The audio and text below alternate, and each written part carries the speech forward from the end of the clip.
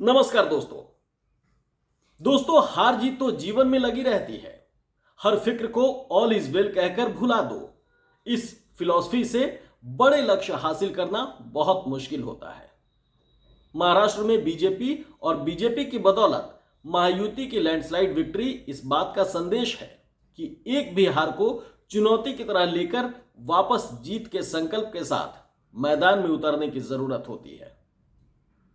तो क्या कांग्रेस और एमवीए भी महाराष्ट्र की हार के बाद ऐसा करेगी?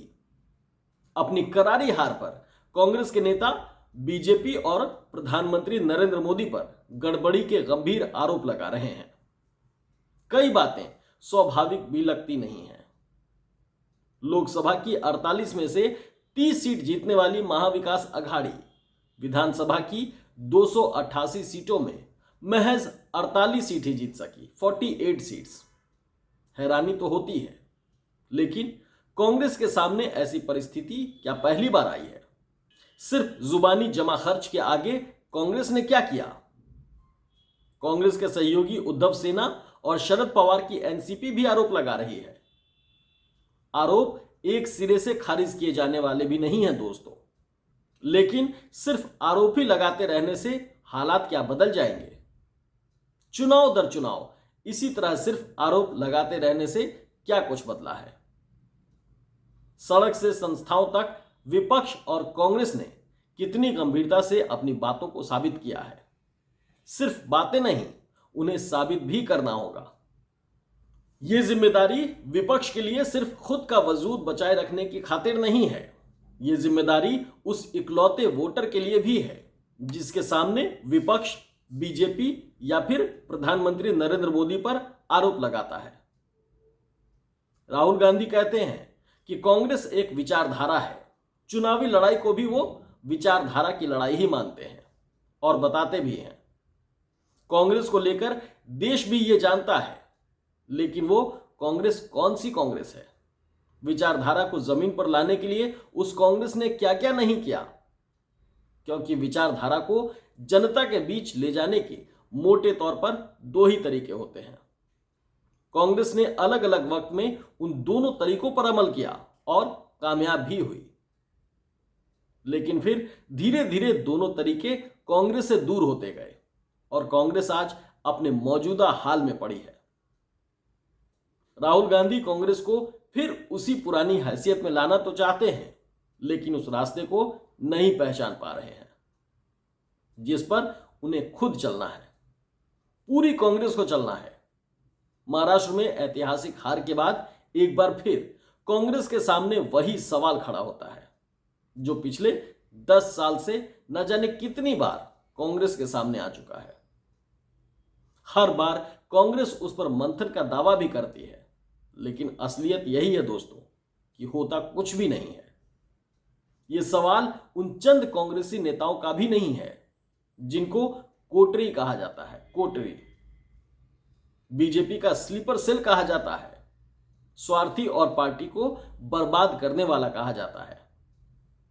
ऐसा नेता किसी पार्टी को थोड़ा बहुत कमजोर तो कर सकते हैं, बर्बाद या फिर खत्म कभी नहीं कर सकते, क्योंकि कोई भी राजनीतिक दल नेताओं से नहीं चलता है, चलता है फॉलोअर्स से। फॉलोअर्स यानी जनता। और यही बात राहुल गांधी को सही तरीके से समझनी होगी। विचारधारा को जनता के बीच ले जाने के मोटे तौर पर जो दो तरीके हैं, उनमें से एक है सत्ता और दूसरा है आंदोलन।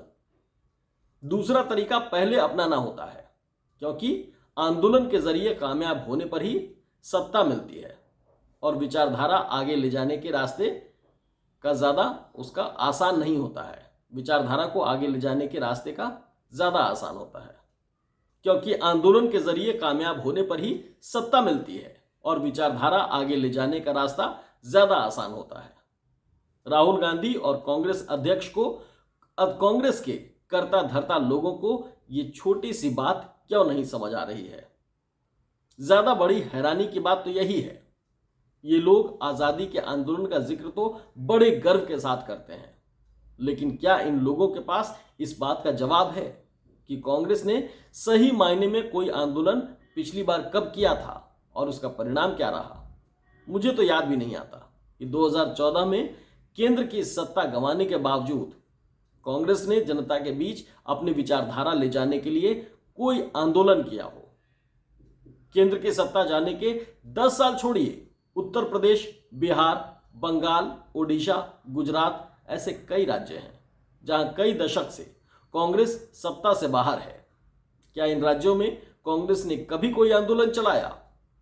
आंदोलन क्या होता है, आंदोलन कैसे चलाया जाता है, और सबसे अहम कि कब तक चलाया जाता है आंदोलन? इसे समझने के लिए कांग्रेस को सिर्फ वापस से आजादी के पहले के अपने अतीत में ही झांकना होगा। अंग्रेजों से कितना लंबा संघर्ष कांग्रेस ने किया है, किस तरह लगातार बरसों बरस कांग्रेस आंदोलन के जरिए जनता के बीच रही है, और कम से कम 60 बरस लगातार आंदोलन चलाए रखने के बाद देश आजादी की दहलीज पर पहुंच सका था। इस आजादी में और भी बहुत सारे लोगों और संगठनों का योगदान भी उतना ही महत्वपूर्ण है दोस्तों। लेकिन आज ये बात महाराष्ट्र के नतीजों को लेकर कांग्रेस की हो रही है। कांग्रेस के इस अतीत के आईने में आप राहुल गांधी की 2 यात्राओं को भी परख सकते हैं। राहुल गांधी ने करीब करीब मरना-सन्न कांग्रेस को थोड़ी हरकत में लाने के लिए यात्राएं शुरू की थी। साथ ही देश के लोगों के बीच जाकर उन्होंने सीधा संवाद किया, उनसे सीधे तौर पर जुड़े और बातचीत की, अपनी सोच समझ का विस्तार किया। लेकिन वो एक सतत चलने वाले आंदोलन में नहीं बदल सका। जनता को अपने मुद्दों पर बोलने वाला नेता भी चाहिए, तो उनकी समस्याओं के साथ हर वक्त खड़े रहने वाले कार्यकर्ता भी चाहिए। राहुल गांधी और कांग्रेस के पास इसी की सबसे ज्यादा कमी है। इस कमी के बावजूद लोकतंत्र की परंपरा में चुनाव भी लड़ना है। ऐसी लड़ाई का अंजाम क्या हो सकता है, ये समझना बहुत मुश्किल नहीं है। चुनाव दर चुनाव ये बात सामने आते हैं।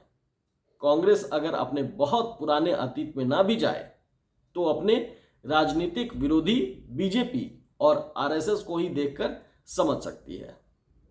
सत्ता में आने के लिए ही सही, धर्म और आस्था के नाम पर ही सही, एक आंदोलन बीजेपी, आरएसएस और उसके दूसरे सहयोगी संगठन ने कैसे चलाया है, और सत्ता में आने के बाद भी वो मुहिम, वो विचारधारा एक आंदोलन की शक्ल में ही बरसों बरस से बदस्तूर जारी है।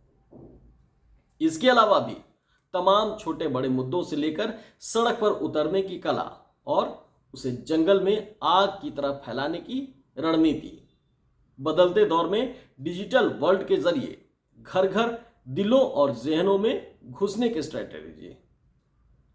क्या यह मामूली बात समझने के लिए कांग्रेस को किसी वैज्ञानिक की जरूरत है? कांग्रेस की नजर में बीजेपी और प्रधानमंत्री का मुद्दा और तरीका अगर गलत है तो वो उसे अपने हिसाब से चुन सकती है। राहुल गांधी ने चुना भी है, लेकिन दिल्ली की लड़ाई और पूरे देश के अलग अलग हिस्सों की लड़ाई का फर्क भी राहुल गांधी को समझना होगा। आदिवासी बहुल झारखंड, जहां पहले से इंडिया गठबंधन की सत्ता है, वहां की चुनावी स्ट्रेटेजी और देश की कॉर्पोरेट कैपिटल मुंबई और पूरे महाराष्ट्र की चुनावी स्ट्रेटेजी को एक साथ नहीं रखा जा सकता है। राष्ट्रीय स्तर के जिन वाकई में गंभीर मुद्दों को राहुल गांधी उठा रहे हैं, राहुल गांधी के जिन गंभीर मुद्दों को उठा रहे हैं, राज्यों के चुनाव में उनके असर का आकलन करना राहुल गांधी के लिए सबसे ज्यादा जरूरी हो जाता है। संविधान और कास्ट सेंसस के उन मुद्दों को ही राहुल गांधी कांग्रेस का नया आंदोलन बना सकते हैं, लेकिन उसके लिए सिर्फ चुनाव के वक्त सम्मेलन और भाषण से बहुत आगे, बहुत ज्यादा कुछ करके दिखाना होगा। बीजेपी के पास तो आरएसएस के रूप में विजिबल नेटवर्क है, जो गांव-गांव, घर-घर अपनी विचारधारा लेकर जाता है और लगातार अपने प्रयास में लगातार लगा रहता है। कांग्रेस के पास भी तमाम छोटे बड़े संगठन हैं। क्या वो जमीन पर एक्टिव हैं? एक्टिव हैं तो क्या लगातार एक्टिव रहते हैं? लोगों के रोजमर्रा की मुश्किलों के साथ जुड़कर उनके लिए सड़क पर उतरना कांग्रेस क्यों भूल चुकी है? कांग्रेस को जिन मुद्दों पर घेर घेर कर बीजेपी आगे बढ़ती रही, उन्हीं मुद्दों पर कांग्रेस से ज्यादा नाकाम रहने के बाद भी कांग्रेस बीजेपी को घेर क्यों नहीं पा रही है, ये बड़ा सवाल है। घेरना तो दूर, उन मुद्दों को कांग्रेसी ढंग से उठा भी नहीं पा रहे हैं। हर चीज की आसमान छूती कीमतें, डॉलर के मुकाबले गिरता रुपया, इन्हें लेकर कांग्रेस बात तो करती है लेकिन जनता के बीच नहीं जाती, जबकि इन बातों से हर कोई परेशान है।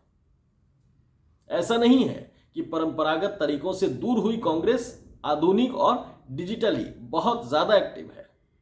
वहां तो बीजेपी का आईटी सेल किसी फेक न्यूज को भी मिनटों में वायरल कर सकता है, लेकिन कांग्रेसी किसी भी सही बात को भी लोगों तक नहीं पहुंचा पाते हैं। दरअसल बीजेपी या फिर प्रधानमंत्री नरेंद्र मोदी की जीत की असल बुनियाद कांग्रेस की यह सुस्ती ही है। यह उत्साहहीन जो है कांग्रेस, उसका ही होना है, जिसके दम पर बीजेपी अपना नैरेटिव तेजी से फैला पाती है और कांग्रेस उसे काउंटर तक नहीं कर पाती। कांग्रेस को यह भी समझना होगा कि उसके बड़े से बड़े घोटालेबाज नेता भी उनका इतना नुकसान नहीं कर रहे हैं जो शायद कानून और कार्रवाई के डर से बीजेपी के स्लीपर सेल बने हुए हैं। जितना नुकसान कांग्रेस के कार्यकर्ताओं और सभी संगठनों की सुस्ती और उत्साह न दिखाने से होता है। जनता के बीच मजबूत पैठ हो तो एक नहीं दर्जनों नए नेता तैयार किए जा सकते हैं। जनता और संगठन के बीच तालमेल ना होने के बाद कांग्रेस की दूसरी बड़ी समस्या उसका अपना संगठन ही है, जिसे लेकर हर चुनाव के बाद कांग्रेस कटघरे में खड़ी हो जाती है। मजेदार बात यह है कि जनता के बीच जाने में कांग्रेस के अंदर जो सुस्ती दिखाई देती है, वही सुस्ती संगठन को मजबूत करने के लिए कदम उठाने में भी दिखाई देती है। या फिर कांग्रेस आला कमान के सामने कोई मजबूरी है, लेकिन ऐसी क्या मजबूरी है कि पार्टी का वजूद ही दांव पर लग जाए। महाराष्ट्र के लिहाज से कांग्रेस के साथ ही उद्धव ठाकरे और शरद पवार भी इस चुनावी जंग के सिपहसालार थे। नतीजों से कांग्रेस तो उबर जाएगी। झारखंड में सत्ता बनाए रखकर कांग्रेस ने तो अपना मरहम हासिल भी कर लिया है, लेकिन 84 साल के शरद पवार की पार्टी का संकट बहुत बड़ा है। उद्धव ठाकरे के महाराष्ट्र के एक हिस्से में सिमटी पार्टी के सामने भी कम मुश्किल वाला सवाल नहीं है। इस चुनाव में दोनों एक ही राह के राही थे। मराठा राजनीति और पार्टी टूटने के बाद से दोनों ही मराठा अस्मिता की लड़ाई लड़ रहे थे। इससे हटकर पूरे महाराष्ट्र के लिए कोई बड़ा विजन रखने में ये दोनों पार्टियां नाकाम रही हैं। लोकसभा में महाराष्ट्र की जनता ने इंडिया गठबंधन को जिताया, लेकिन केंद्र में सत्ता ना बदलने से महाराष्ट्र का वो बदलाव राज्य के किसी काम आता जनता को नहीं दिखा। मौजूदा बीजेपी और केंद्रीय सत्ता जिस पैटर्न पर काम कर रही है, उसे समझते हुए जनता ने शायद बीजेपी की सरकार बनाना ही राज्य के लिए ठीक समझा।